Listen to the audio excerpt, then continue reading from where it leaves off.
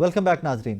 Sir ये फरमाइए कि इसमें फर्दर एनहांसमेंट ऑब्वियसली इस अटैक के बाद और इसमें इतना नुकसान उठाने के बाद इंडियन आर्मी ऑब्वियसली या उनकी एयरफोर्स एनहांसमेंट की तरफ जाएगी, अमेरिका के पास जाते हैं, जहां जब भी जा सकते हैं दे विल गो।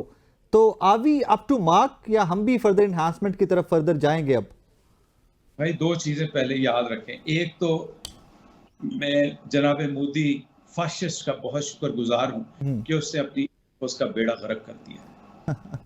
वो प्रोफेशनल एयरफोर्स थी, एक बहुत प्रोफेशनल एयरफोर्स जो कि राइज कर रही थी, न्यू टेक्नोलॉजीज आ रही थी, लेकिन उसने इल कंसीव प्लानिंग और इल मेंटालिटी के साथ उसने उसको इस तरह तबाह किया है दोनों दफा, 2009 में भी और अभी भी। तो ये डेकेड्स और 2 डेकेड्स तक अब दोबारा मॉरली नहीं उठ सकती। देखें, जो जंग है जीती जाती है। हम मुसलमान वो हैं जो शहादत पाने पे फख्र महसूस करते हैं। हम वो मुसलमान हैं जो शहीद होने पे इश्क करते हैं कि अल्लाह करे हमें ऐसी मौत, खालिद बिन वलीद अल्लाह उनके करवट कर जन्नत नसीब अता फरमाए, वो बिस्तरे मर्ग पे थे। उनके 99 रिपोर्टेडली, मैं अगर गलत कर दूं, लेकिन ये हकीकत है, तारीख है। वो कहते थे कि मैं शहीद क्यों नहीं हुआ। तो हमारे लिए शहादत इबादत का दर्जा रखती है। तो सबसे पहले तो वो जज्बा ईमानी शायद उनमें, शायद क्या यकीनन आ ही नहीं सकता, और इस इनकाउंटर के बाद तो वो बिल्कुल मर खप गए। दूसरी बात, मेरे ख्याल में फ्रांस अमेरिका 2 दफा सोचेंगे कि इस किस्म के इनकॉम्पिटेंट लोगों के हाथों में इतनी एडवांस टेक्नोलॉजी देनी चाहिए। तीसरी बात, मेरे ख्याल में मैं इतना ही कह दूं तो काफी है कि अभी तो हमने अपने सारे कार्ड्स शो ही नहीं किए। जो हम शो किए हैं वो ही इनको ले डूबे हैं। तो अगर हमने अपने सारे कार्ड शो कर दिए तो शायद, मेरे ख्याल में इसको ज्यादा नहीं एलेबोरेट करना चाहिए। Fair enough. अगर फौरन उनकी रिक्वेस्ट के ऊपर सीज फायर नहीं होता तो बहुत सारे और भी सरेंडर करवाए जा सकते थे वहां से। मेरे ख्याल में तो अभी भी आपने बहुत रिस्ट्रेन किया। अगर मेरे पास डिसीजन होता तो मैं पहले दिन इनको ऐसा सबक सिखाता कि इनको याद रखता, क्योंकि मैं तैयार था। मैं जो अब देखता हूँ अपनी फिजाइया को, और जो मैं अपने शाहीनों को देखता हूँ, जो मैं लीडरशिप को देखता हूँ, जो मैं इनमें हम आहंगी देखता हूँ, और मैं जब देखता हूँ कि कंट्रोल करना, जज्बा ईमानी को कंट्रोल करना बहुत मुश्किल है, तो मैं तो पहले दिन इनको ऐसा सबक सिखाता कि ये इनको याद। लेकिन आपको पता है कि हमारे पास कुछ आदमी, कुछ इंटरनेशनल प्रेशर्स होते हैं, कुछ हमारी मजबूरी। उसके बावजूद जब हमने ये पहले दिन इन्होंने अटैक किया तो दूसरे दिन हमने रिस्ट्रेन करते रहे। हमने तब, हालांकि इन्होंने हमारे मासूम शहरियों को मारा, इन्होंने हमारी मसाजिद को निशाना बनाया, और झूठ पूरे इंडियन मीडिया पे झूठ चल रहा था। आप सोचें कि हमने इन पे तब अटैक किया जब इन्होंने हमारे टारगेट, जो हमारी मेन एयरफील्ड थी और हमारे कैपिटल पे आके अटैक किया जी। तो जनाब उस दिन भी रात को जो बैटल होती है, उस दिन हम बहुत ज्यादा टारगेट अटैक कर सकते थे, बहुत से ज्यादा गिरा सकते थे, बट पाक लीडरशिप ने रिस्ट्रेन किया। उसके बाद जब हमारा रिस्पांस आता है तो वो रिस्पांस, मैं आपको एक फिगर बताना चाहता हूं, आप कहीं से क्वालिफाई करा लीजिएगा, and please send this message across also, that Pakistan air force attack at least 26 targets within 30 minutes, which was a historical moment in aviation history. They are talking about 12 targets along the LOC and along our border.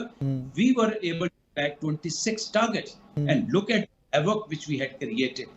Now, again, as we played that, it is on record that Modi Sahab went begging to USA. I'm privy to certain facts, I'm privy to certain data, I'm privy to certain conversation जिसमें ये बात established है कि उन्होंने bag किया जाके आलमी ताकतों को कि भाई हम तुम्हारे आगे, तुम्हारे इस आलेकार बने हुए थे, हमारा कोई हाल नहीं है और हमें शर्मिंदगी और इससे मजीद से बचा लो।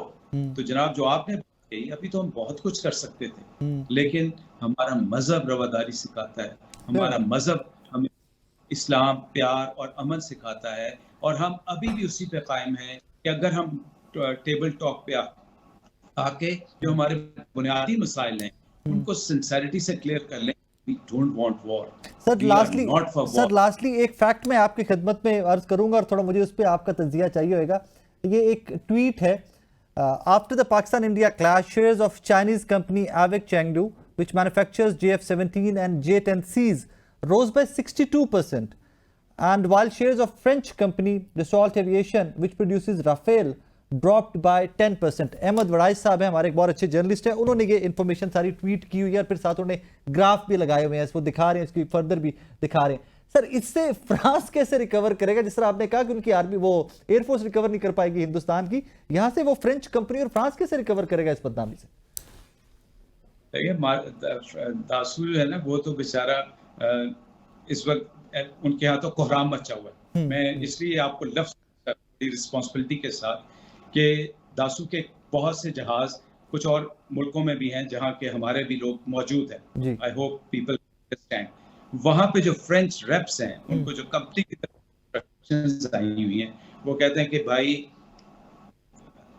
हम इतने शर्मिंदा हैं अपने वर्कर से और अपने फील्ड डिपार्टमेंट से, क्योंकि राफेल का तो बेड़ा गर्क कर दिया। जहाज बुरा नहीं है, जहाज बहुत अच्छा, लेकिन उसको इस्तेमाल ठीक नहीं किया गया। और उसके मुकाबले में जो चाइनीज थी, ये हमने साबित करके दिखाया कि अब चाइनीज टेक्नोलॉजी वो वाली नहीं है जो छापा प्रोग्राम था। अब ये चाइनीज टेक्नोलॉजी वो है जिसमें इनोवेशन और नई से नई जिद्दत पैदा की जा चुकी है।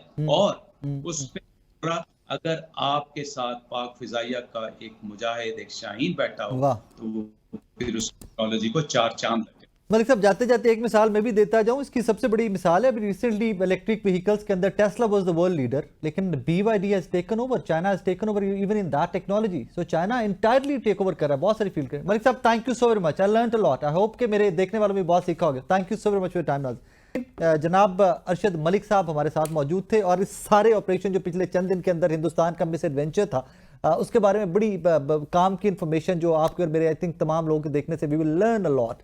हमें पता हो हम कितने कैपेबल हैं, इससे कॉन्फिडेंस कौमों का बढ़ता है। ऑब्वियस इसमें बहुत सारी इंफॉर्मेशन ऐसी थी कि जो फर्दर प्लानिंग भी है, जो हमारी days to come card show होंगे वो भी है, लेकिन इसमें एक फैक्ट और कि जो पिछले चंद दिनों के अंदर मिस एडवेंचर हुए, इसके ऊपर हिंदुस्तान को प्रिपेयर करते हुए अब 10, 20, 30 साल लगेंगे। और अगर अक्ल होगी तो फिर वो शायद इस तरह के मिस एडवेंचर की जानिब जाएंगे ही नहीं, वो इसके प्रिपेयर ही नहीं कर रहे होंगे। वो अपने इकोनॉमिक वॉर के ऊपर वो अपने लोगों को वॉशरूम बना कर देंगे, उनको पॉवर्टी लाइन से उठाएंगे, जिनको भी लोगों को हिंदुस्तान के अंदर वॉशरूम करने के लिए खेतों में जाना पड़ता है। दिल वर्क ऑन दैट।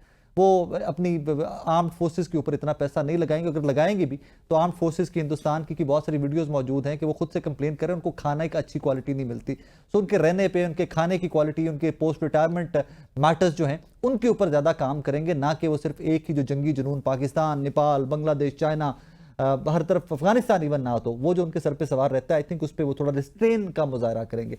एनीवेज, अब हमें ज्वाइन किया जनाब lieutenant general retired Moinuddin Haider साहब ने। थोड़ा सा उनसे भी बात करते हैं कि किस कदर हम तैयार थे, वो तो हमने परफॉर्म करके दिखा दिया, किस कदर हम तैयार हैं फॉर द फ्यूचर, उस पर थोड़ी सी बात करते हैं। जनरल साहब अस्सलाम वालेकुम सर। वालेकुम सलाम सर, कैसे मिजाज हैं आपके, खैरियत से हैं? जी जी अल्हम्दुलिल्लाह। सर, डेवलपिंग सिचुएशन है, सो फार सीज फायर है, सब जरा यहीं से वापस जरा जाते हैं, सिचुएशन को परखते हैं। डू यू थिंक ये सीज फायर चलेगा? चलना तो चाहिए, बड़ी पाबंद इंटरवीन किया है और पाकिस्तान के कहने पर किया है, तो चलना तो चाहिए। और अगर इसको कोई ब्रेक करता है तो जाहिर है कि उससे पता चलेगा कि वो कोई माहिदा और कोई अपना वादा पूरा नहीं करते, इट बी वेरी बैड।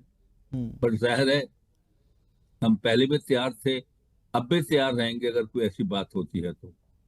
लेकिन हिंदुस्तान बहुत प्रेशर में होंगे मोदी साहब, और उनके लोग कह रहे होंगे कि आप तो कह रहे थे कि पाकिस्तान को फौरन फतह कर लेंगे, 4 टुकड़े कर देंगे और ये कर देंगे, ये तो उल्टा हमारा नुकसान हो गया। तो वो प्रेशर में होंगे क्योंकि पोलिटिकली बहुत सेटबैक उनको हुआ है, तो वो कोई होगा उनका दिमाग में ख्याल कि किसी के अपनी साख बहाल की जाए, और उसके लिए हो सकता है वो फिर से गलती कोई कर दें। लेकिन हमें उम्मीद करनी चाहिए कि ऐसा नहीं करेंगे, और उनमें उनकी हुकूमत में कुछ सेन एलिमेंट भी हैं, कुछ समझाने वाले लोग भी हैं, तो उम्मीद ऐसा नहीं करेंगे। सर, यहाँ पे सवाल अब ये पैदा होता है कि 3 इश्यूज हैं जो आज हमारे वजीर दिफा ने भी कहा कि अगर हम कल को मुज़ाकरात की टेबल पे हिंदुस्तान के साथ बैठते हैं तो हमारे 3 इश्यूज हैं। अब एक पानी का भी इशू उन्होंने दोबारा से खड़ा कर दिया है, पानी का, दहशतगर्दी का, और सबसे इंपॉर्टेंट मेरे नज़दीक being a Pakistani, Kashmir. Sir, do you think कि हम मुज़ाकरात की टेबल पे, सिंस अमेरिका इन्वॉल्व है, बहुत बड़ी बड़ी पावर्स इस सीज फायर के अंदर इन्वॉल्व हैं, तो ऑब्वियसली सीज फायर हिंदुस्तान के कहने पे हुआ है, हम कुछ सरेंडर करके सीज फायर तो नहीं ना हुआ, obviously Pakistan won the war, तो इन 3 इश्यूज के ऊपर बैठ के बात मुमकिन है अब स्टार्ट हो सके?